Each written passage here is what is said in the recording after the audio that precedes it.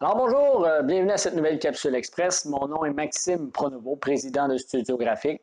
Aujourd'hui, le sujet du jour, comment augmenter de 79% le taux de conversion de vos leads. En effet, une statistique démontre très récemment que le lead nurturing, le nourrir votre client avec de l'information, augmente de 79% les chances de convertir ce client-là un client potentiel-là en un vrai client. Statistique quand même dramatique, quand même importante, parce que 79% des chances, c'est pratiquement 100% des chances de convertir un client si vous décidez de lui offrir du contenu de façon régulière. En effet, le lead nurturing, c'est un aspect bien simple de toute entreprise qui devrait travailler à mettre en place cet aspect-là, cette stratégie-là, pour rendre plus efficace tout le suivi client que vous allez élaborer. Pour définir le lead nurturing, comme je l'ai dit en français, c'est nourrir le client, c'est lui donner de l'information.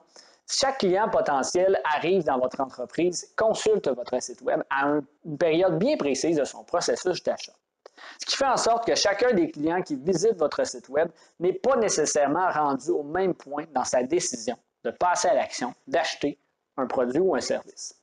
Cela veut donc dire que vous devez être prêt à offrir du contenu pour l'aider à prendre sa décision.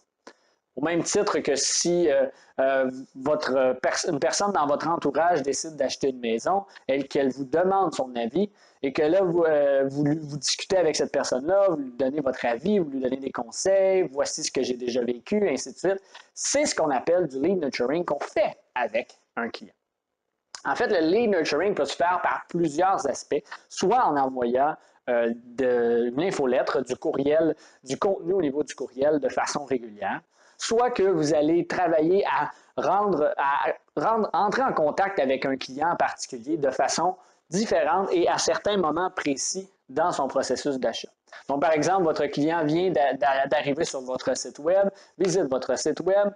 Lorsqu'il se retrouve sur un autre site web, vous utilisez le remarketing, vous vous retrouvez dans ces bannières publicitaires sur les autres sites pour lui rappeler « Ah oui, tu as visité mon site web et tu as aimé tel type de service, tu as consulté du moins tel type de service, tel type de produit. » Vous pouvez par la suite, quelques jours après, avoir un téléphone, si vous êtes en mesure d'avoir les coordonnées de cette personne-là, de téléphoner à cette personne-là, de lui envoyer un courriel comme quoi que merci d'avoir visité notre site web, ainsi de suite. Donc, de lui offrir progressivement un chemin pour apprendre à le connaître et aussi pour lui offrir cette information-là qu'il a tant besoin pour passer à l'action, ou du moins pour passer à l'étape suivante vers le but ultime, faire l'achat de votre service ou de votre produit. Donc, en effet, le lead nurturing augmente drastiquement les possibilités que votre entreprise peut avoir de concevoir une liste de clients potentiels qui deviennent une liste de clients officiels. Donc, à ne pas négliger, trop souvent, beaucoup d'entreprises vont faire un ou deux suivis avec un client, vont leur souhaiter la bienvenue lorsqu'ils vont s'ajouter à une infolette et c'est terminé. Mais quoi qu'il en soit, c'est de poursuivre et de continuer. Et comme je l'ai dit dans d'autres capsules, c'est entre le 5e et le 12e contact, 80% des ventes sont effectuées. Donc, il est important de concevoir que le client qui arrive sur votre site n'a pas énormément de chances de faire un achat au moment où il visite celui-ci. Il a sûrement besoin d'en savoir plus sur votre entreprise, il a sûrement besoin d'avoir de l'information sur quel type de produit il désire acheter, et ainsi de suite, avant de faire un achat. Donc, il est important d'utiliser votre site web à bon escient pour être la référence de ce type de questionnement-là, de type de besoin d'information-là, et aussi d'offrir, pas seulement par votre site web, mais par des outils marketing comme l'infolettre, par exemple, ou les réseaux sociaux, d'aller offrir du contenu qui va permettre à l'entreprise de dire « Voilà ce que j'ai besoin. Effectivement, j'avais une crainte sur certains aspects.